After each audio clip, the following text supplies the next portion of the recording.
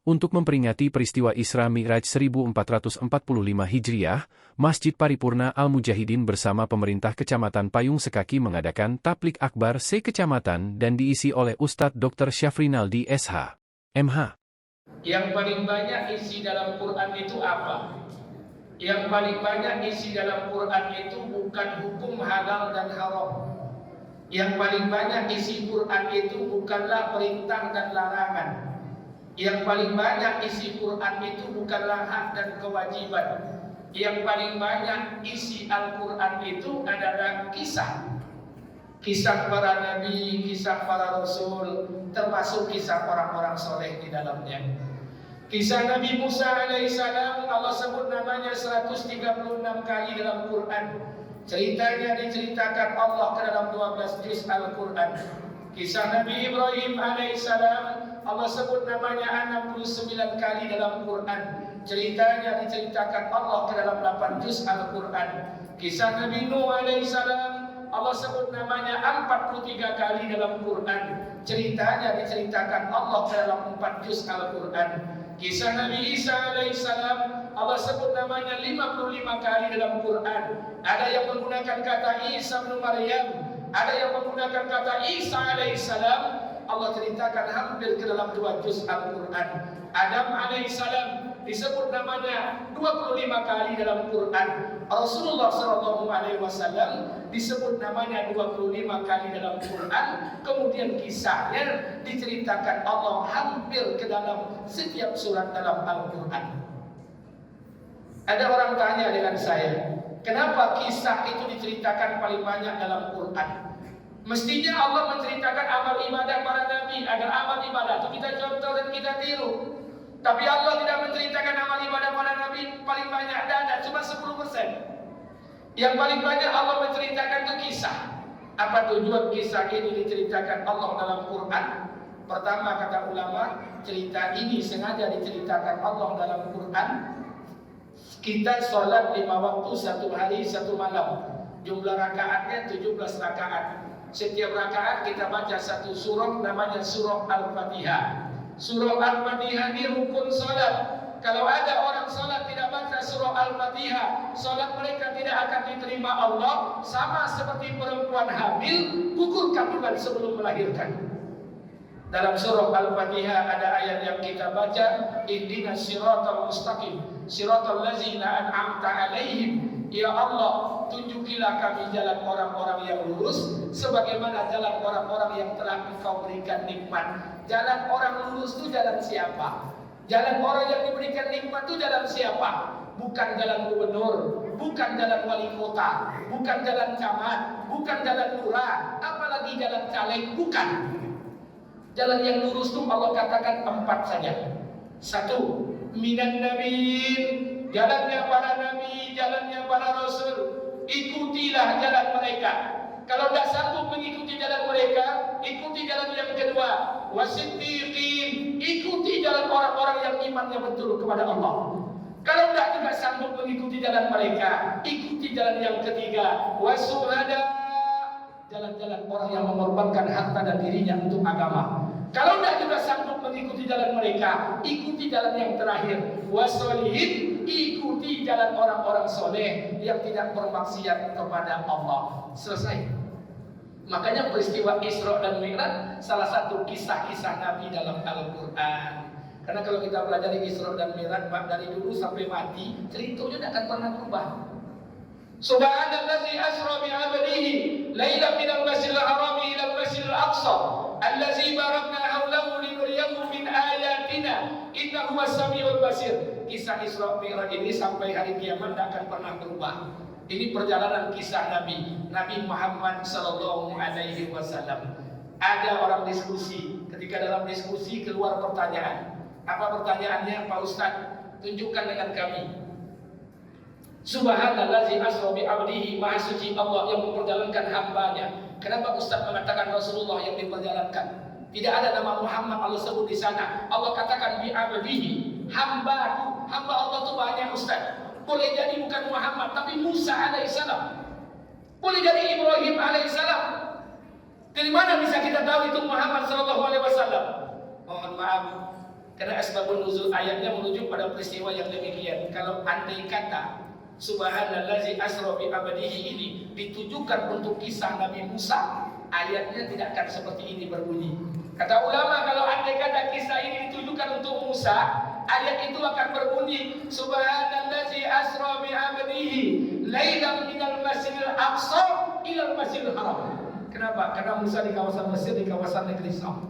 Tidak akan minal masjidil haram ilal masjidil aqsa. Diperjalankan oleh Allah Rasulullah dari Masjidil Haram ke Masjidil Aqsa. Aqsa itu di Palestina, di kawasan negeri Syam. Ada Suriah, ada Lebanon dan lain sebagainya. Apakah kita sudah pernah pergi ke sana? Alhamdulillah. Kalau untuk ke Palestina, kawasan negeri Syam, saya belum. Entahlah kalau Bapak Ibu sekalian. Tapi kalau ke Mekah, alhamdulillah Allah berikan izin untuk bolak-balik ke sana. Bulan Februari semalam saya berangkat menunaikan ibadah umroh membawa rombongan 50 orang. Bulan Oktober semalam berangkat lagi bawa rombongan 47. Pulang ke Pekanbaru tinggal 46.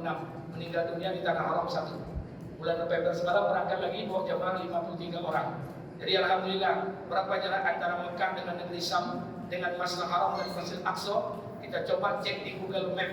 Jaraknya 1641 km. Kalau ditempuh pakai pesawat 1 jam. Ditempuh pakai kendaraan roda 4 kecepatan 100 km per jam 20 jam. Tapi dulu tidak ada pesawat, dulu tidak ada mobil. Diperjalankan oleh Allah Rasulullah dari Masjidil Haram ke Masjidil Aqsa. Dari Masjidil Aqsa kemudian Mi'raj naik ke Sidratil Muntaha, bertemu dengan Allah melewati langit pertama sampai langit ke-7. Itu pengantar. Lantas yang mau kita bicarakan pada malam hari ini apa? Bukan Isra'nya, tapi Mi'rajnya. Apa Mi'rajnya? Ketika Nabi dari Masjidil Aqsa kemudian naik ke Sidratil Muntaha, bertemu dengan Allah, maka Nabi melewati beberapa pintu langit. Pintu langit pertama, pintu langit kedua, pintu langit ketiga, pintu langit keempat, sampai pintu langit ketujuh. Dan setiap pintu langit itu Nabi dipertemukan oleh Allah dengan para anbiya alaihissalam. Langit pertama Allah pertemukan dengan Nabi Adam. Langit kedua Allah pertemukan dengan Nabi Isa dan Yahya. Langit ketiga Allah pertemukan dengan Nabi Idris. Langit keempat Allah pertemukan dengan Nabi Harun. Langit kelima Allah pertemukan dengan Nabi Yusuf. Langit keenam Allah pertemukan dengan Musa alaihissalam. Langit ketujuh Allah pertemukan dengan Ibrahim. Pertanyaannya, kenapa Allah pertemukan di 7 langit ini hanya dengan 8 orang Nabi saja? Bukankah Nabi itu jumlahnya 124.000 Nabi dan Rasul? 313 orang Rasul, 25 Nabi yang wajib diimani, 5 Nabi ulul azmi, 1 khataman Nabi illa Nabi ba'da, 124.000 Nabi, 25 Nabi yang wajib diimani dalam Quran. Tapi kenapa Allah hanya pertemukan dengan 8 Nabi saja? Karena dalam sejarah dikatakan ketika Nabi di Masjid Aqsa, Nabi mengimami sholat, di belakang makmumnya adalah seluruh para anbiya alaihissalam. Sejarah mencatat diperkirakan 124.000 Nabi dan Rasul menjadi makmum ketika Nabi menjadi imam di Masjid Aqsa. Inilah sebagai pertanda awal bahwa seluruh syariat Nabi terdahulu dibatalkan dengan munculnya syariat Rasulullah SAW, kecuali yang telah diratifikasi, dilegalkan pada syariat kita hari ini, seperti haji, umroh. Kita mencontoh millata Ibrahim Hanifah. Pertanyaan yang besar, kenapa Allah pertemukan hanya dengan 8 Nabi saja? Rupanya Allah ingin mengajarkan sebuah spirit. Ini yang jarang dibahas oleh orang. Tapi kalau ujungnya, endingnya perintah sholat, tiap hari kita bahas perkara sholat ini. Kenapa Nabi itu dipertemukan dengan 8 Nabi di setiap 7 tingkatan langit? Sekarang malam ini tidak mungkin kita bahas 8 Nabi ini, Pak. Saya sampaikan pada jamaah saja, silakan. Bapak mau bahas Nabi yang mana? Silakan. Salah satu saja. Karena tidak mungkin, Pak, waktu 1 jam akan dibahas 8 Nabi, itu tidak mungkin. Tidak mungkin. Karena Nabi Musa itu kisahnya diceritakan dalam 12 juz Al-Quran.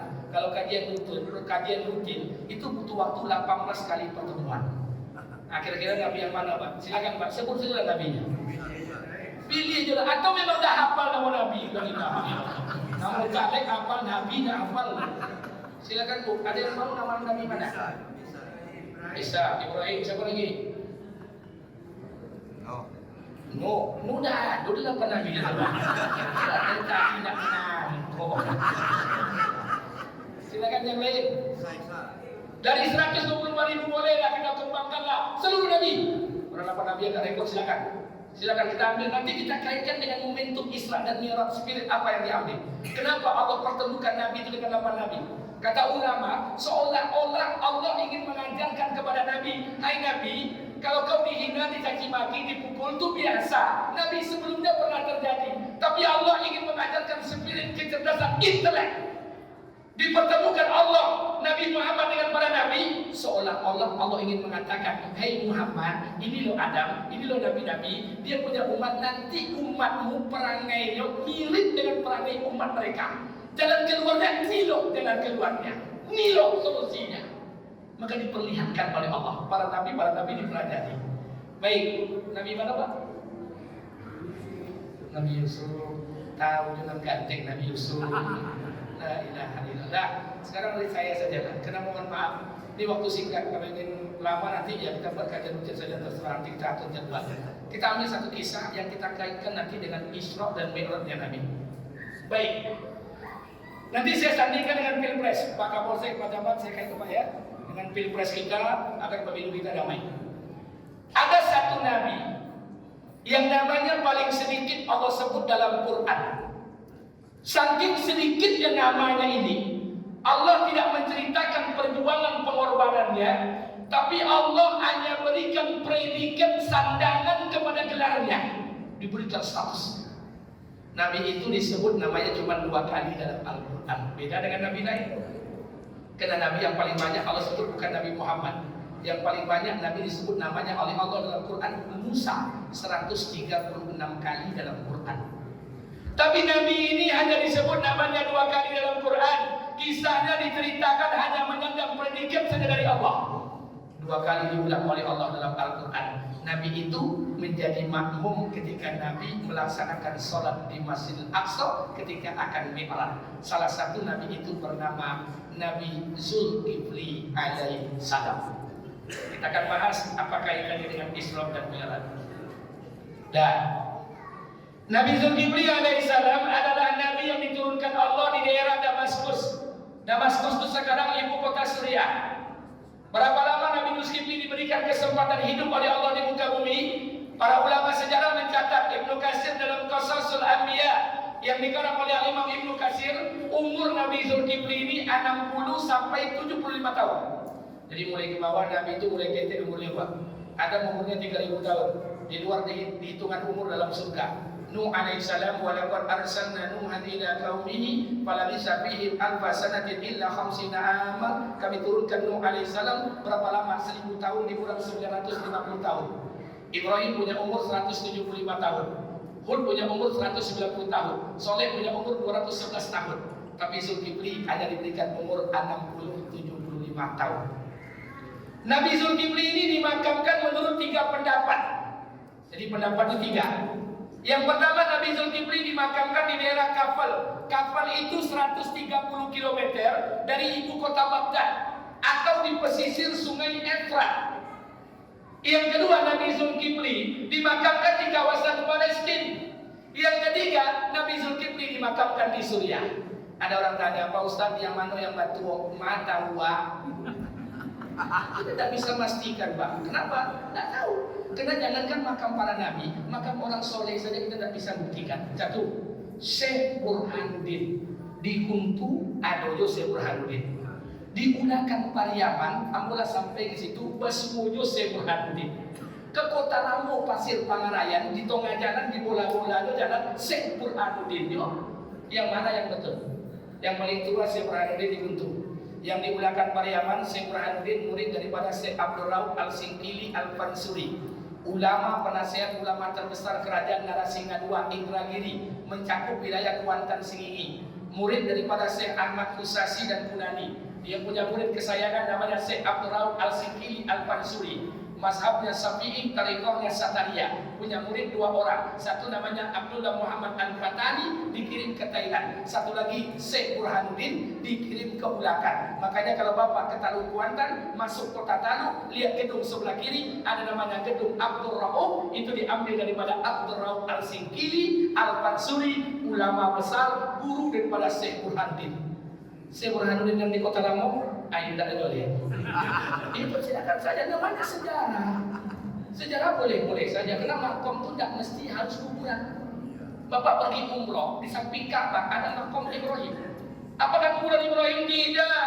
Wa isyarfa'u Ibrahimul qawaid minal baiti wa Ismail. Ketika diperintahkan oleh Allah, Ibrahim meninggikan fondasi Ka'bah, qawaid. Ketika memulai pengerjaan itu, tapak kaki Ibrahim itu yang dikatakan makom Ibrahim. Jadi sudahlah, kita tidak usah berdebat, kita lanjutkan saja kajiannya. Zulkifli alaihissalam adalah nabi yang nasabnya tersambung kepada kakeknya Ibrahim, yang sanad nasabnya tersambung kepada nenek moyangnya Adam. Ini perlu saya sampaikan pada Bapak Ibu. Tidak ada satupun nabi yang Allah turunkan di muka bumi ini yang nasabnya tidak tersambung. Tidak ada. Semua nabi nasabnya tersambung. Jalur nabi itu nasabnya baik.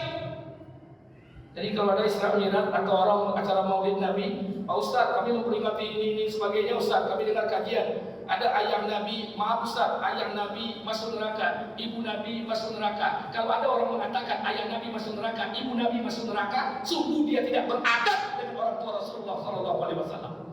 Jadi nasab Nabi itu tersambung, Zulkifli pun tersambung. Dari mana tersambungnya Pak Ustaz? Kita lihat ke atas.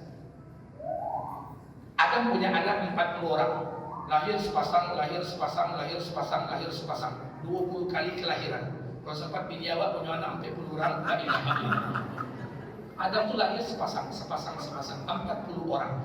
Salah satu di antara anak Nabi Adam diangkat dari Nabi Sis alaihissalam. Sis punya anak Anusi, Anusi punya anak Qainan, Qainan punya anak Mihlail, Mihlail punya anak Yarid, Yarid punya anak Idris alaihissalam.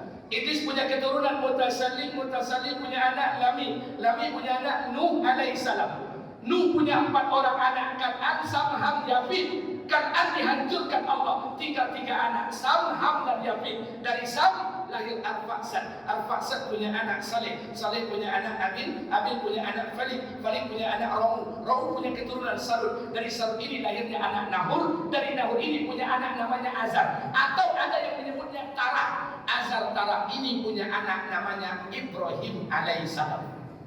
Ibrahim punya 4 orang istri. Ingat, Ibrahim itu bukan punya 2 bini, ompek bini. Jadi syarat menjadi orang soleh itu Pak, nampaknya bininya mesti ompek. Karena ada di WA YouTube itu, di TikTok itu saya dengar katanya bini ompek itu Superman. Ompek bini Superman. Kalau 3 bini gentleman. Kalau 2 bini real man. Kalau cie cemen. Tidak apa bini no comment. Jadi apakah betul? Wallahu a'lam. Saya nyampaikan saja. Ibrahim punya 4 istri. Yang pertama namanya Sarah, yang kedua namanya Hajar, yang ketiga Profesor Quraisy Shihab dalam tafsirnya Al-Misbah mengatakan Kentula, yang keempat hamba saya Yastur binti Amar. Ibrahim punya istri 4, punya anak 3 boleh. Istri yang pertama lambat dapat anak Sarah. Jadi maaf, Sarah ini perempuan tercantik nomor 2 setelah istri Nabi Adam Hawa.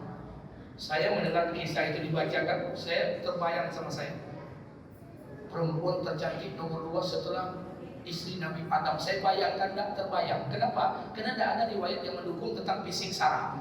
Akhirnya saya bayangkan wajah istri Nabi Aisyah. Karena banyak buku yang menceritakan fisik Aisyah. Dalam buku Al-Mar'atus Sholihah diceritakan Aisyah fisiknya, jalannya, pipinya semua diceritakan. Saya bayangkanlah Aisyah. Aisyah putri Abu Bakar menikah dengan Nabi umur 8 tahun, bercampur dengan Nabi umur 9. Ada riwayat lain mengatakan menikah umur 11, bercampur umur 12. Putri Abu Bakar, orang Quraisy asli, Arab asli, tinggi semampai, langsing, kulitnya putih, hidungnya mancung, bibirnya tipis, punya lesung pipit, dan pipinya pun kemerah-merahan. Bisa saya bayangkan. Terbayanglah wajah Aisyah. Dan dibayangkan wajah bini awak, Pak. Bini awak itu ikat pendek, kuku, muncul cirinya dengan dibayangkan. Itu Aisyah loh, belum Sarah. Kau bayangkan, saya suka membayangkan seperti itu. Tapi mudah-mudahan Allah berikan keberkahan kepada kita. Amin. Baik, kita lanjutkan. Sampai di mana ini? Nah, sampai Ibrahim. Ibrahim punya istri Sarah. Sarah ini lambat dapat anak. Berusia 95 tahun dikaruniai Allah anak. Quran menceritakan tengah malam datang 3 malaikat diutus oleh Allah menyerupai manusia ke rumah Ibrahim, ketuk pintu. Assalamualaikum. Waalaikumsalam, dibuka oleh Ibrahim. Ibrahim ini orang yang luar biasa. Nabi yang paling sempurna menjamu tamu itu Ibrahim. Siapapun tamu yang datang itu dihidangkan bukan minum, makan. Jadi apapun tamu yang datang itu makanan dan minuman. Jadi kalau bapak ibu ada tamu ke rumah, jangan minum juga, dimakan aja. Jadi kalau ada jemaah masjid menyambut siapa saja yang datang dikasih minuman, itu tidak contoh Ibrahim alaihissalam. Tapi kalau dihidangkan makanan, maka jemaahnya mencontoh Ibrahim alaihissalam. Baik, dihidangkan minuman dan makanan, dimasak oleh Ibrahim. Maka ketika dimasak, ini tamu tidak menyentuh minuman, tidak menyentuh makanan. Ibrahim mulai kaget. Ini bukan manusia. Kata malaikat, wahai Khalilur Rahman, wahai Khalilullah, kami ini 3 malaikat yang diutus oleh Allah memberikan kabar gembira kepada engkau bahwa Allah telah titipkan satu anak di rahim istrimu, dan anak itu akan kami angkat menjadi nabi, dan anak itu diberi nama Ishak alaihissalam. Kata Ibrahim, bagaimana mungkin saya punya anak, saya dah tua, istri saya itu mantul, monopos dah 95 tahun. Sarah mendengar percakapan suaminya dengan malaikat dari kamar, tersenyum Sarah, senyum-senyum tak percaya. Mana pula saya bisa hamil, saya dah tua, monopos, haid tak datang lagi, bagaimana mungkin bisa hamil? Coba bayangkan, Sarah saja ragu dengan malaikat Jibril alaihissalam. Aku lewat, pantas awak pun tak percaya dengan cara yang lebih pantas. Sarah ragu dengan malaikat Jibril. Tapi alhamdulillah Allah berikan keberkahan. Apa keberkahan? Lahirlah dari rahim Sarah satu orang anak, diangkat jadi Nabi Ishak alaihissalam. Ishak pun menikah, lambat juga dapat anak, tapi sekali diberi anak kembar. Gambaran yang pertama namanya diangkat jadi Nabi Yakub alaihissalam. Saudaranya Yakub namanya Al-Ais, atau ada orang mengatakan Esau. Al-Ais ini punya anak Arum, Arum punya anak Tawab, Tawab punya anak Ayub, Ayub punya anak Zulkifli alaihissalam. Maka dikatakan Zulkifli bin Ayub bin Tawab bin Arum bin Ishak bin Ibrahim bin Taran bin Namur bin Sarur bin Ramu bin Abil bin Falih bin Soleh bin Arfa bin Sam bin Nuh bin Lami bin Mutasalli bin Iblis bin Yari bin Mihlail bin Qainat bin Anusi bin Sis alaihissalam bin Adam alaihissalam. Coba Pak Camat ulang. Ini kalau udah piti-piti, ya itu nasab. Nasab itu tidak akan pernah berubah. Nggak orang kasar kore-kore. Dia nggak pernah Pak Camat nggak usah bagi kamu. Saya khawatir. Saya ingin sampaikan buat kita bersama. Nasab itu tidak akan pernah berubah jalurnya. Nabi Zulkifli alaihissalam diutus oleh Allah untuk kaum Amoria, berdakwah kepada kaumnya. Coba bayangkan, nama Zulkifli hanya disebut 2 kali dalam Quran. Yang pertama Allah menyebutnya apa? Allah menyebutnya adalah, dan ingatlah wa Ismail, wa Idris, wa Zulkifli, kullu minas sabirin. Mereka itu termasuk orang-orang yang sabar. Sehingga ada para ulama lain mengatakan bahwa Zulkifli ini bukan nabi. Kenapa? Karena dia hanya orang soleh saja. Tapi Ibnu Katsir membantah. Kata Nabi Ibnu Katsir, Zulkifli itu nabi. Kenapa? Namanya disandingkan dengan nama para nabi. Ismail, Idris, wa Zulkifli, kullu minas sabirin. Mereka itu termasuk orang-orang yang sabar. Satu.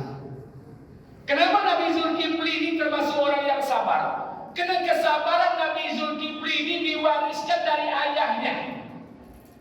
Diwariskan dari ayahnya. Siapa Nabi ayah Zulkifli alaihissalam? Ayah Zulkifli itu Nabi juga, Ayub alaihissalam.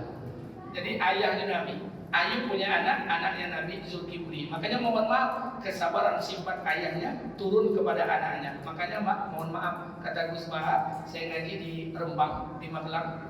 Magelang dari Jombang, Semarang, Magelang, Rembang, terus sana ke Semboriti Batu. Jumpa dengan majelis Gus Bahar duduk di sana. Apa kata Gus Bahar dengan kami majelis itu?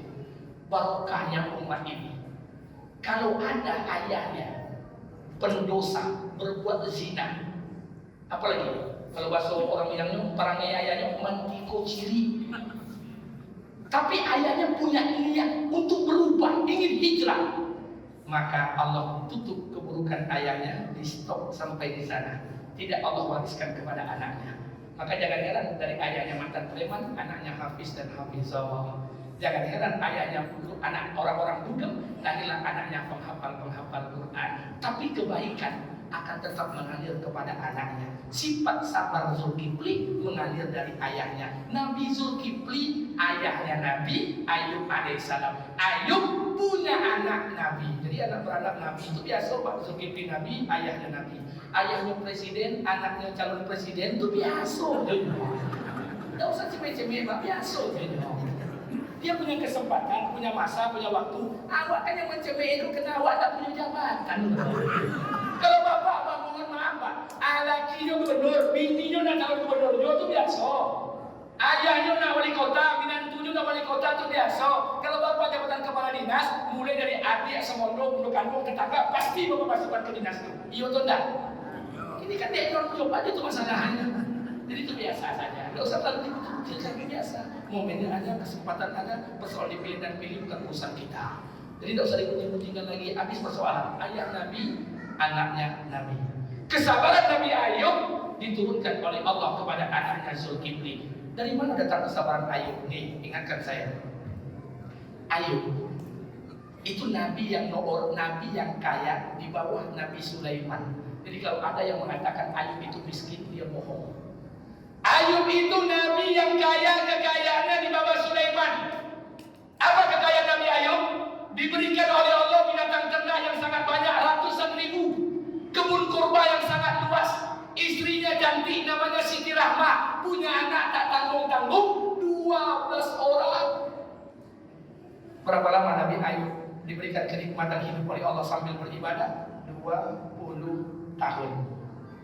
Bergelimang harta tapi masih taat kepada Allah. Setelah 20 tahun Allah berikan Nabi Ayub ujian dalam masa 3 hari. Hari yang pertama Allah matikan semua hewan ternaknya. Hari yang kedua Allah bakar semua kebun kurmanya. Hari yang ketiga Allah berikan Nabi Ayub penyakit. Kata ulama, penyakit yang tidak pernah diberikan kepada kaum sebelumnya, saking parahnya. Tak tanggung-tanggung, hari yang ketiga itu 12 orang anak Nabi Ayub dimatikan oleh Allah dengan serentak. Ada tak kira-kira kita yang punya ujian seperti itu? Harta habis, rumah habis, penyakit datang, anak 12 orang mati dengan serentak. Nabi Ayub alaihissalam dari kaya jatuh miskin bersama istrinya Siti Rahmah. Siti Rahmah ini cantik. Tahun pertama istrinya sabar melihat keadaan suaminya sakit, hidup miskin. Tahun kedua sabar. Tahun ketiga mulai bergejolak istrinya. Pokoknya bini Nabi Ayub buat sama mau bini apa? Tahun pertama bini awak sonang. Kalau bini awak Pak, kalau awak pegawai negeri, punya TPP, punya sertifikasi, punya tukin, itu sayang bini kawat itu wajar juga. Tapi kalau awak pejabat, punya PT, punya TPP, punya mobil, punya aset, kemudian bini awak tidak sayang kawat, itu tidak berakal bini murid. Wajar. Makanya mohon maaf Pak, kalau saya pergi ke pesta, itu biasanya saya 3 jam di pesta. Tapi kalau diundang oleh jamaah saya datang, tapi 3 jam biasanya. Lama Anda kurang dah 3 jam. Apa kerja saya? Kerja saya duduk di samping pentas. Kalau ada nasi, samping pentas nasi. Untuk apa? Untuk memperhatikan tamu yang datang. Saya suka menengok-nengok tamu datang. Apalagi kalau yang datang itu sudah tua-tua. Suami istri sudah tua-tua. Nah, kalau yang perhatikan Pak, kalau ada tamu datang laki-laki dan perempuan sudah tua-tua, kemudian dia masih bergandengan tangan jalan ke pesta, itu tandanya gaji lakinya masih penuh di bawah dia. Tapi kalau dulu lakinya jalan, ini belakang atau ini di buku, itu lakinya potong di bawah dia. Jadi makanya mohon maaf, wajar. Nabi Ayub istrinya tahun pertama sabar, tahun kedua sabar, tahun ketiga mulai bergelisah. Apa kata istri Nabi Ayub? Beb, manggil beb dulu, tidak gini dia beb dulu. Kata istri Nabi Ayub, bukankah engkau ini Nabi Bang? Iya. Mintalah ke Allah Bang. Kalau Allah tidak mau mengembalikan hewan ternak kita, tidak apa-apa. Kalau tidak dikembalikan kebun kurma kita, tidak apa-apa. Kalau tidak dikembalikan anak kita, tidak apa-apa. Tapi minta pada Allah Bang, agar Allah sembuhkan penyakit abang nih. Apa kata Nabi Ayub? Dia, ya. Berapa lama Allah berikan nikmat kepada kita? Kata Nabi Ayub kepada istrinya. Istrinya menjawab 20 tahun Pak. Kata Nabi Ayub, 20 tahun Allah berikan kita kesenangan dunia. Baru 3 tahun Allah memuji kita. Aku malu mengangkat tangan kepada Allah. Malu. Maka sejarah mencatat Nabi Ayub tidak pernah berdoa dan mengangkat tangan kepada Allah ketika diberikan musibah. Berapa lama? Selama 20 tahun. Setelah 20 tahun baru Nabi Ayub mengangkat tangan. Apa yang Allah berikan? Hewan ternaknya dikembalikan Allah, kebun kurmanya dikembalikan Allah, penyakit yang disembuhkan oleh Allah. Yang lebih hebat pada itu apa yang terjadi? 12 orang anaknya yang mati dilahirkan oleh Allah dari rahim istrinya. Anak 2 kali lipat 20 ompe orang. Salah satunya adalah Zulkifli alaihissalam. Begitu kita belajar, Pak. Tidak sama juga awak 25 tahun menjabat jadi pegawai. Baru setahun kau pensiun, pinggang dah sakit, mengeluh pula hidup kau. Nabi Ayub malu mengangkat tangan. 3 tahun menderita, sementara diberikan kenikmatan 20 tahun. Ini belajar, Pak. Baru dia jabatan eselon 3, besok non-job, stres lo, ngantuk diri lo, minum baygon lo, la ilaha illallah. Belajar. Makanya Allah minta diajarkan Nabi, kita bertemu dengan para Nabi itu. Nanti umatmu akan terjadi seperti itu. Makanya Nabi Ayub alaihissalam, salah satu anak 24 orang dinamakan Zulkifli alaihissalam. Ini kesabaran yang diajar. Makanya Imam Asy-Syafi'i mengatakan sabar itu terbagi 3. Yang pertama namanya as-sabru 'ala musibah, sabar ketika menghadapi musibah. Apa itu musibah? Musibah adalah segala sesuatu yang datang kepada insan yang menimbulkan rasa sedih, meneteskan air mata. Itu namanya musibah. Kalau musibah itu datang, ma'asaba min musibatin illa biiznillah. Yakinkan dalam hati kita tidak ada musibah yang datang kecuali musibah itu datang dari Allah. Ketika musibah itu datang, kembali pada Quran. Apa kata Quran? Wasta'inu bis-sabri was-shalah. Kalau kalian punya musibah, kalau kalian mengalami kesulitan, kalau kalian memerlukan pertolongan, mengalami musibah, langkah pertama bukan ke masjid, langkah pertama bukan sholat, langkah pertama bukan baca Quran. Wasta'inu bis-sabri. Kalau kalian punya masalah, kalau kalian butuh pertolongan, kalau kalian dapat musibah, langkah pertama sabar. Setelah itu baru wassalah, dirikan salat, bersegeralah menuju rahmat Allah. Maka as-sabru 'ala musibah, peringkatnya tinggi. Yang kedua dikatakan sabar yang kedua adalah as-sabru 'ala ta'atihi, sabar dalam ketaatan. Taati butuh sabar, Pak. Makanya mohon maaf saya tidak nyalakan kawan-kawan saya. Kalau ada yang beramal menggunakan fadilah-fadilah beramal, keutamaan beramal, fadha'il amal, bagus. Bagus untuk semangat untuk beramal. Tapi ingat itu bukan tujuan akhir. Itu hanya semangat memotivasi. Karena kalau itu dijadikan tujuan akhir, kita kecewa. Barang siapa yang salat sunat duha 12 rakaat, kemudian Allah akan berikan dia kekayaan, Allah akan limpahkan rezekinya, Allah akan berikan rezeki dari yang tidak pernah dia sangka-sangka. Orang yang menjaga salat duha 12 rakaat, semangatlah kawan jemo, sembahyang duha terus selama 3 bulan berturut-turut. Betul, Allah berikan keberkahan dari eselon 4 naik ke eselon 3. Istrinya diberikan kekayaan oleh Allah, anak-anaknya jadi orang-orang hebat semuanya, dapat rumah, dapat mobil, tanah banyak, aset banyak. Betul. Tapi ada dulu kawannya 3 tahun sembahyang duha, kerojo berhenti, rumah tergadai, foto ditarik leasing. Kalau ini yang mau kita cari, Pak, kita kecewa dengan Allah. Barang siapa yang menjaga sholat berjamaah tanpa tertinggal takbiratul ula, takbir yang pertama bersama imam, maka Allah bebaskan 2. 1, bebas dari sifat munafik. Betul. Ada orang sholat yang tak tertinggal takbir yang pertama, betul. Dia tidak bohong, dia tidak dusta, maaf, dia tidak jadi orang munafik, dia amanah. Tapi ada kawanlah setahun sembahyang berjamaah, siang menutup, malam mengicul, la ilaha illallah. Kita akan kecewa. Karena ujian Allah ini beda-beda. Tidak ada satu pun yang sama. Makanya maaf Bapak Ibu, kita datang ke masjid bukan untuk suki. Kita datang ke masjid bukan untuk jadi orang kaya. Kita datang ke masjid bukan untuk dipilih orang. Kita datang ke masjid karena kita hamba. Tugas hamba sujud. Persoalan sujud kita dikasih Allah harta, bukan urusan kita. Persoalan sujud kita dikasih Allah ujian, bukan gawean kita. Tugas kita sujud. Dengan siapa kita sujud? Dengan Tuhannya. Siapa Tuhannya? Rabbul Izzati Jalla Jalaluhu, Allah. Selesai. Tidak perlu hitung-hitung kita, Pak. Kira-kira pahala sholat saya itu 1/6, 1/8, 1/10, 1/13 tahun. Sagilo, sujud jelah. Nggak usah banyak cerita, Pak. Makanya mohon maaf, yang membuat hidup kita gelisah, ini mohon maaf Pak ya, saya sampaikan rumus pada kita bersama. Rumus hidup bahagia. Kerojon awak, jadi kacau kerojo Allah. Selesai. Hidup bahagia. Kerja kita menikah, bercampur dengan istri. Dapat anak, tak dapat anak, bukan urusan kita. Anak kita laki-laki atau perempuan, bukan gawean kita. Anak kita hidung atau mancung pesek bukan urusan kita. Anak kita kulitnya merah atau hijau bukan urusan kita. Urusan kita menikah bercampur dengan istri. Hari itu kan enggak, ibu-ibu konsultasi, Pak Ustadz kami hanya punya anak 2 orang Ustadz laki-laki, perempuan semuanya. Kami ingin dapat anak laki-laki Ustadz. Setelah konsultasi dengan dokter dan ahli gizi, kata dokter, ibu kalau ingin punya anak laki-laki, selama program hamil ibu harus banyak makan daging. Bacubo lah deh bini kawan ko.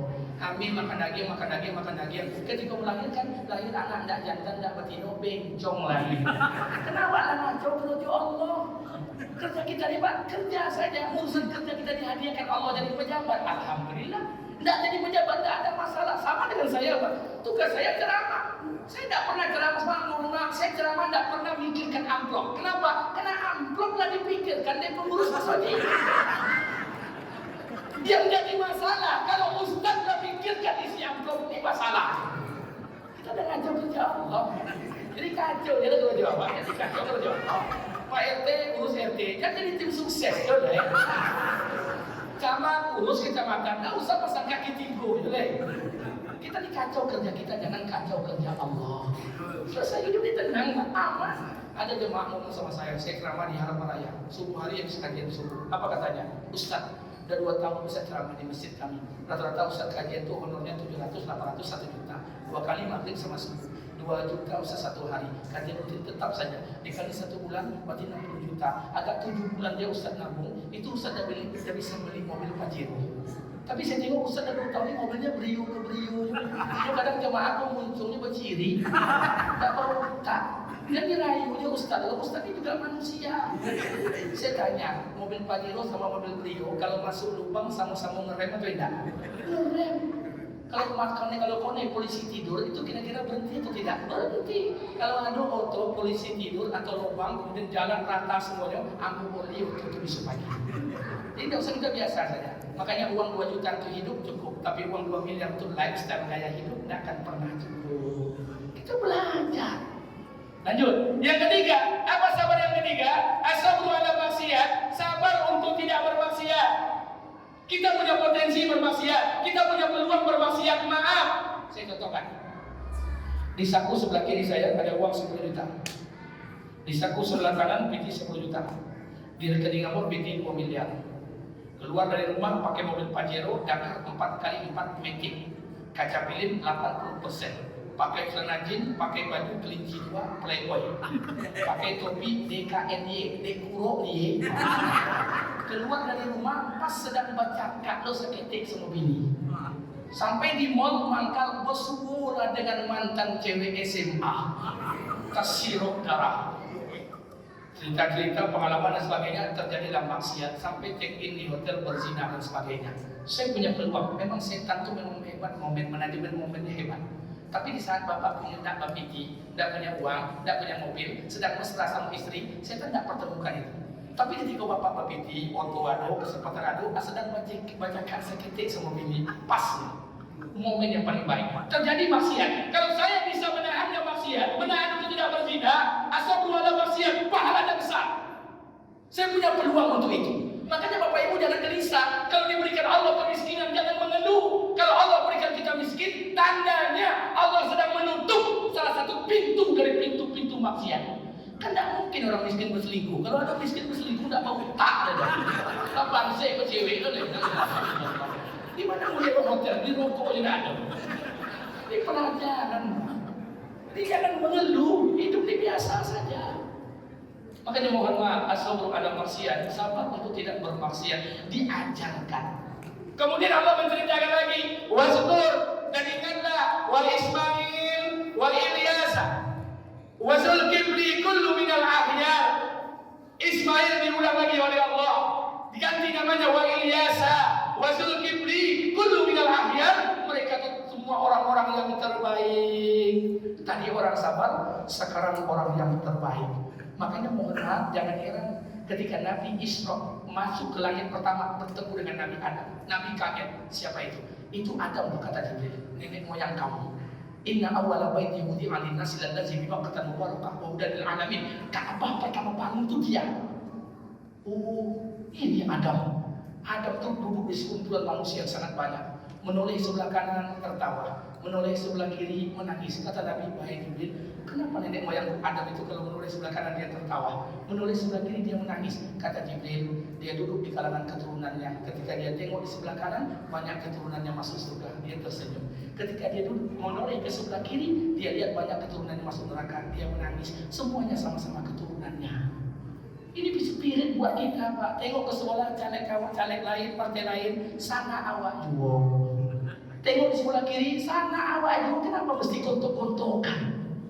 Semuanya kawan kita. Spirit naik ke atas, bertemu dengan Nabi Isa. Nabi Isa ini orangnya ente. Awiyat taubat, apakah Allah akan menerima taubatnya? Awiyazibuhum, atau Allah akan mengazabnya? Itu bukan urusan kami. Nabi Isa ini orangnya fleksibel saja. Ya Allah, kalau kau azab dia umatmu, dia hambamu. Kalau kau ampuni dia pun juga hambamu. Simple. Bertemu dengan nabi-nabi yang lain, bertemu dengan Musa, bertemu dengan Ibrahim, Nabi belajar juga. Nila, Musa hidup zaman Fir'aun, Nila, Ibrahim hidup zaman Namrud. Tengok mereka. Makanya saya katakan spirit ini mau diajarkan Allah kepada Rasul. Lihat dakwah Ibrahim kepada Namrud, dakwahnya dengan lemah lembut. Lihat dakwah Musa kepada Harun, Musa Harun kepada Fir'aun. Izhab ila Fir'aun, pergilah kau kepada Fir'aun, ajak Fir'aun taat kepadaku. Tapi ingat, berlemah lembutlah kau kepada Fir'aun. Mudah-mudahan dengan kelembutan itu Allah berikan taufik dan hidayah. Maaf, tunjukkan dengan saya seluruh para nabi dari Nabi Adam sampai Nabi Muhammad tidak ada dakwah satu pun dengan cara mencaci maki dan menghina. Kalau ada bapak mengundang ustaz dari luar, kemudian di mimbar ini dia mencaci maki, dia menghina, tanyakan dengan ustaz itu, dia itu umat nabi atau tidak? Tapi tidak pernah mencaci maki, Pak. Tidak pernah menghina. Seperti ini saya hadapkan di hadapan Pak Kapolda, Pak Iqbal. Saya dipanggil oleh Pak Kapolda acara Bayangkara, memberikan acara moderasi beragama di hadapan semua pendeta. Ketika itu berjumpa dipanggil juga oleh Pak Gatot, mantan Wakapolri. Duduk kami cerita, saya sampaikan dengan Pak Kapolda. Pak Kapolda, kalau ada orang di luar sana menghina Quran saya, menghina Nabi saya, menghina agama saya, tidak tegas. Begitu sebaliknya, kalau ada jamaah saya, jamaah masjid saya membuat jargon-jargon dalam kontestasi politik yang akan memecah belah umat, tangkap saya. Ini kontestasi politik, dalam beberapa hari ke depan kita akan masuk pemilu. Saya minta pada kita bersama tutup segala keburukan. Tidak ada lagi cacian, tidak ada lagi hinaan, tidak ada lagi makian. Seburuk-buruk orang punya kebaikan, sebaik-baik orang pasti punya keburukan. Nabi buat warning. Iza azabat ummati dunia nusihan minha haibatul Islam. Kalau umatku sudah mencintai dunia, mati-matian mencari dunia. Ada orang mati-matian cari makan sampai-sampai terlambat makan. Ada orang mati-matian cari makan sampai-sampai lupa makan. Ada orang mati-matian cari makan sampai-sampai inyo pun tidak bisa makan. Summa na'udzubillah. Kalau ini yang terjadi, iza azabat ummati dunia nusihan minha haibatul Islam, maka dicabut oleh Allah keberkahan Islam. Wa iza tarakatil amru bil ma'ruf wa nahyi 'anil munkar hurrimat barakatul wahyi. Kalau umatku sudah meninggalkan amar ma'ruf nahi munkar, diharapkan mereka keberkahan wahyu. Wa iza tasabat ummati sakatat min 'ainillah. Kalau kalian hina menghina, caci mencaci, saling buruk memburukan, sakatat min 'ainillah. Jatuhlah kalian dari pandangan Allah. Doa kalian tidak akan diangkat, amal kalian tidak akan diterima. Apa bedanya kita dengan mereka? Sudah, tidak ada lagi cacian, tidak ada lagi hinaan. Calon presiden nomor 1, nomor 2, nomor 3 adalah putra terbaik bangsa. Tidak ada lagi hinaan, Pak. Tidak ada lagi cacian. Mohon maaf, kita tidak pernah tahu di mana Allah meletakkan ridhonya. Tidak pernah tahu. Bapak hari ini yang ke masjid sholat, saya hari ini ke masjid tausiah. Nanti ketika akan mati, Allah cabut taufik dan hidayah dalam diri kita. Allah matikan kita dalam keadaan suul khotimah. Siapa yang menyangka? Hari ini orang yang belum ke masjid, orang yang belum sholat, orang yang masih berzina, orang yang masih berbuat dosa, nanti ketika akan mati, Allah berikan taufik dan hidayah kepadanya. Allah wafatkan dia dalam keadaan husnul khotimah. Siapa yang tahu? Tidak pernah tahu. Musuh Nabi siapa? Musuh Nabi salah satunya adalah Walid bin Mughirah al-Ma'zumi, orang Quraisy. Menghina Nabi luar biasa. Kalau kita hina muncung, Pak, ini Walid bin Mughirah ini menghina Nabi dan luar biasa. Ketika Nabi Muhammad diangkat jadi Rasul, apa kata Walid bin Mughirah? Dia orang kaya. Muhammad, apakah Tuhanmu tidak salah pilih? Tidak adakah orang yang lebih baik yang diangkat dari Nabi selain dari engkau? Di penghinaan nih, Pak. Yang pantas itu saya. kau saudara muda miskin, saya kaya. Tuhan kau salah pilih dia. Coba bayangkan, apakah Nabi balas mencacinya? Tidak. Nabi balas menghinanya? Tidak. Kata Nabi, biarkan saja. Suatu saat nanti dia tak beriman pada Allah. Mudah-mudahan suatu saat keturunannya akan beriman kepada Allah. Betullah doa Nabi. Dari istri Walid bin Mughirah, Allah lahirkan satu orang anak beriman kepada Allah. Anak itu diberi nama Khalid bin Walid, beriman pada Allah. Siapa yang tahu?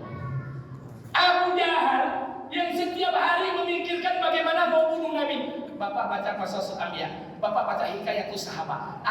Abu Jahal 3 bulan berturut-turut tak tidur malam, memikirkan bagaimana mau bunuh Nabi. Bayangkan, rupanya bukan orang masuk surga saja yang tidak tidur-tidur, orang nak masuk neraka juga tidak tidur-tidur juga. Apakah Nabi balas cacian Abu Jahal? Tidak. Apakah Nabi balas puliannya? Tidak. Kata Nabi, biarkan saja. Abu Jahal tak beriman kepada Allah, tak beriman kepada aku. Suatu saat nanti keturunannya akan beriman kepada Allah. Betullah, dari rahim istri Abu Jahal, Allah lahirkan satu orang anak beriman kepada Allah. Anak itu diberi nama Ikrimah bin Abu Jahal. Siapa yang nyangka?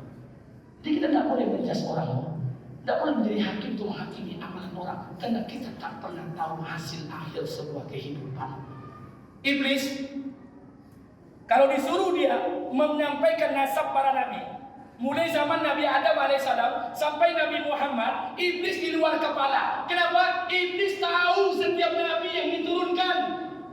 Iblis kalau disuruh hafal Quran, jangan khawatir. Kalau ada bapak-bapak di sini yang hafal Quran, jangan sombong. Iblis tuh hafal Quran, hafal Taurat, hafal Zabur, hafal Injil, hafal Suhuf di luar kepala. Iblis menyaksikan setiap kitab suci yang diturunkan. Tapi kenapa iblis tidak menjadi kekasih Allah? Kenapa iblis tidak menjadi orang yang dicintai Allah? Karena dalam diri iblis ada satu sifat yang paling dibenci oleh Allah. Sifat itu sudah ada dalam diri kita. Apa sifatnya? Ana khairum minkum, saya lebih baik daripada dia. Penyakit. Merasa paling hebat, merasa paling berwibawa, merasa paling punya wilayah, merasa paling kaya, merasa paling berpengaruh, merasa paling indah baca Qurannya, merasa paling banyak hafalan Qurannya. Ana khairum minkum. Apa bedanya kita dengan iblis? Kalau tidak gara-gara Pak RT nya, tidak akan dapat yang BLT nya. Kalau tidak ada RW nya, tidak akan jadi yang PKH nya. Kalau tidak ada lurah nya, tidak akan diseminisasi. Ana khairum minkum. Saya lebih baik daripada dia. Apa bedanya dengan iblis? Tebarkan kebaikan, Pak, tanpa harus merasa menjadi orang yang paling baik. Nah, saya tidak nyinggung, Pak. Kalau nanti tersinggung lah. Saya ingin sampaikan buat kita bersama. Ana khairum minkum, merasa paling baik.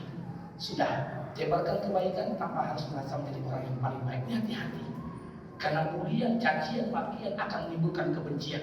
Apalagi dalam pilpres yang beberapa hari kita ke depan, 2024, 14 Februari. Sehingga boleh kita bersama, maaf. Saya punya teman, bulan Februari berangkat umroh.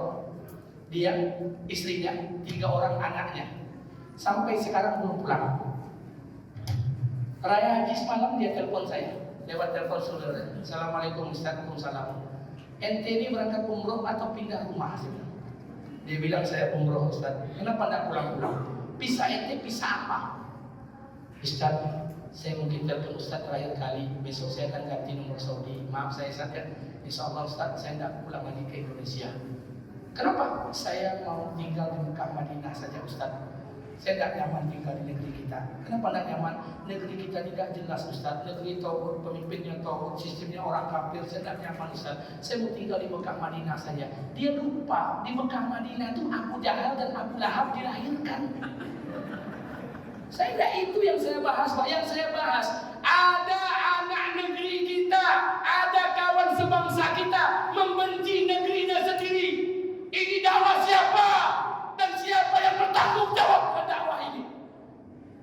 Kita ini umat Nabi, kita warga Indonesia, umat Nabi, tidak pernah lahir zaman Nabi, tidak pernah ketemu dengan wajah Nabi. Rumah kita dengan rumah Nabi ada jarak yang sangat jauh. Pakai pesawat 9 jam 55 menit.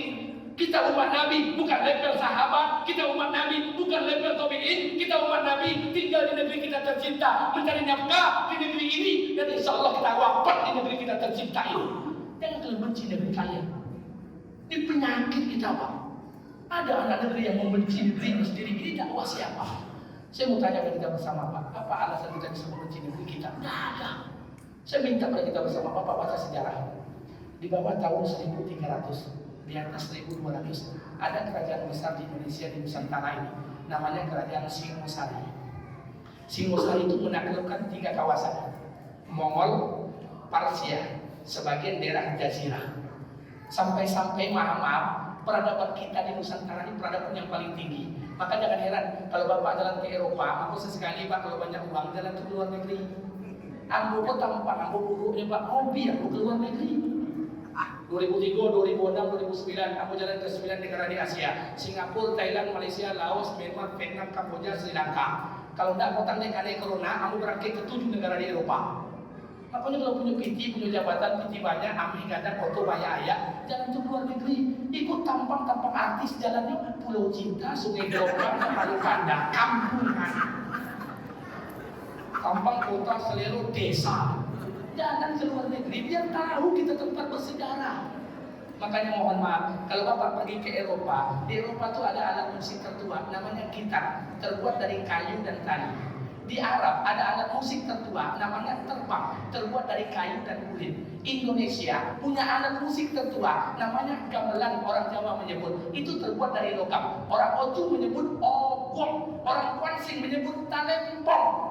Bangsa mana yang bisa buat alat musik dari logam? Hanya bangsa yang menguasai ilmu pertambangan dan metalurgi yang sangat tinggi yang bisa buat alat musik dari logam. Bangsa mana? Siapa bilang bangsa kita bodoh? Bahasa juga sama. Bahasa Arab beda panjang pendek. Tanya sama imam nih, orang Usuluddin kelas internasional. Beda panjang pendeknya, beda enggak artinya? Beda, tapi perbedaannya tidak banyak. Bahasa Inggris, verb 1, verb 2, verb 3. Go, goes, gone, nggak banyak. Tapi maaf, Indonesia ini punya padanan kata yang sangat banyak. Maka jangan heran orang Eropa menyebut beras rice, di atas piring rice, dalam mangkuk rice, di tanah rice, di atas tisu rice, di atas meja rice. Itu namanya. Orang Arab menyebut beras rus, dalam piring rus, dalam mangkuk rus, di atas tanah rus, dalam meja rus, satu nama saja. Indonesia menyebut beras ompe 26 nama.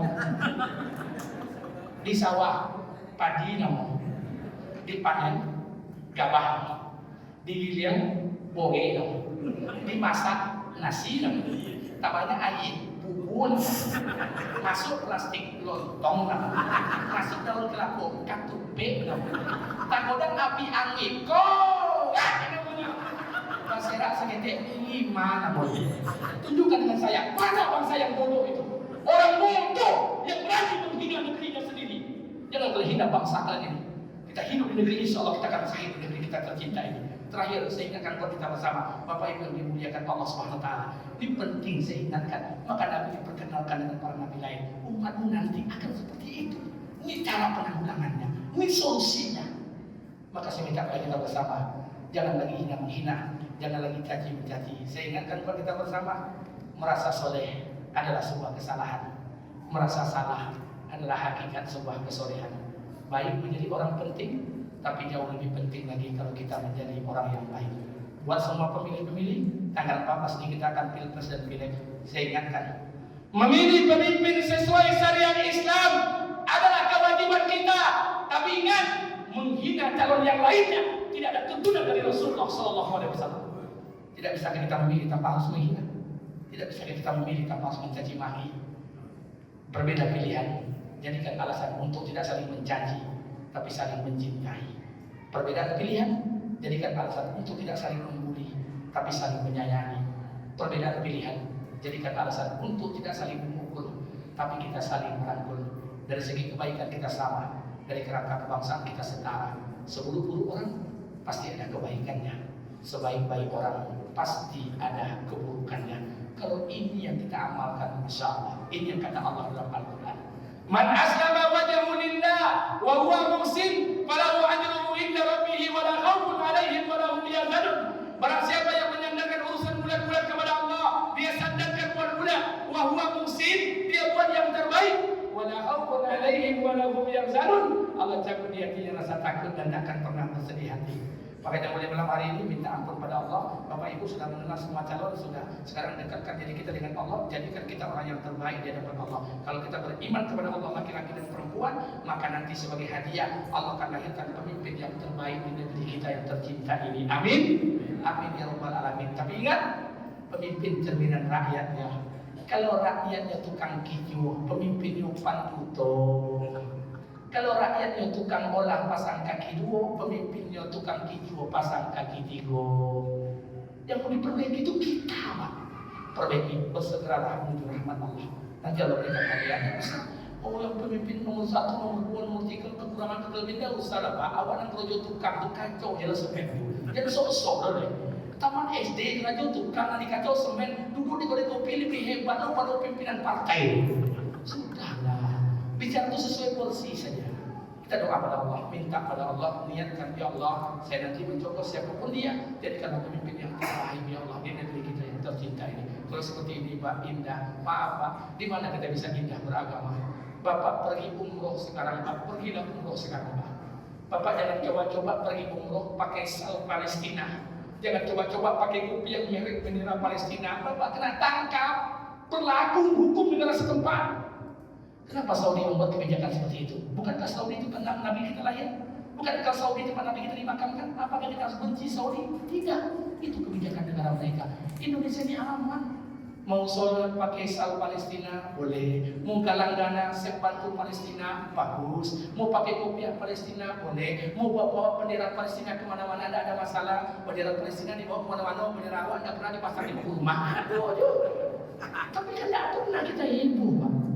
Begitu indahnya, makanya mohon maaf, Arab satu bangsa dipikul oleh banyak negara, Eropa satu bangsa dipikul oleh banyak negara, Indonesia puluhan bangsa tapi bisa dipikul oleh satu negara, Negara Kesatuan Republik Indonesia. Saya kadang-kadang menangis dengan negeri kita ini Pak. Bukan menangis, persoalan negeri kita hancur hari ini. Ada oknum yang menjaga memeliharanya, orang-orang yang tidak takut pada Allah. Makanya mohon maaf kalau saya bandingkan dengan negara Amerika, menetes air mata saya, menetes. Orang Amerika itu Pak pandai warga negaranya menjaga aib negerinya. Tunjukkan dengan sejarah, Amerika perang 3 kali dengan Vietnam, tidak pernah menang. Sejarah mencatat, tidak pernah menang Amerika perang dengan Vietnam.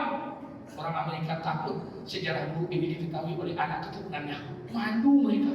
Akhirnya untuk menutupi itu dibuatlah film Rambo 1, Rambo 2 sampai Rambo 6. Itu pandai orang Amerika menjaga. Awak bongkar aib negeri kita pun kita ceritakan. Tutupi. Ini negeri kita, negeri yang besar. Sudahlah. Tidak ada lagi cacian, tidak ada lagi hinaan, tidak ada lagi bulian. Mudah-mudahan hati kita baik di hadapan Allah, dan mudah-mudahan kebaikan ini menjadi sebab Allah jadikan negeri kita ini memiliki pemimpin yang terbaik. Amin. Amin ya rabbal alamin. Sesuai janji saya 45 menit saja. Karena ceramah panjang atau pendek, honornya tetap sama saja. Baik, saya pikir lebih kurang saya mohon maaf. Saya mohon izin pada ketua masjid, pada Pak Camat, pada Pak Undangan. Saya tak bisa lama-lama karena saya bersiap-siap. Insyaallah mudah-mudahan ini berkah. Suatu waktu kita akan bertemu lagi. Mudah-mudahan Allah pertemukan dengan qadarullah. Dan saya ingatkan kepada kita bersama, luruskan niat, bersihkan hati kita.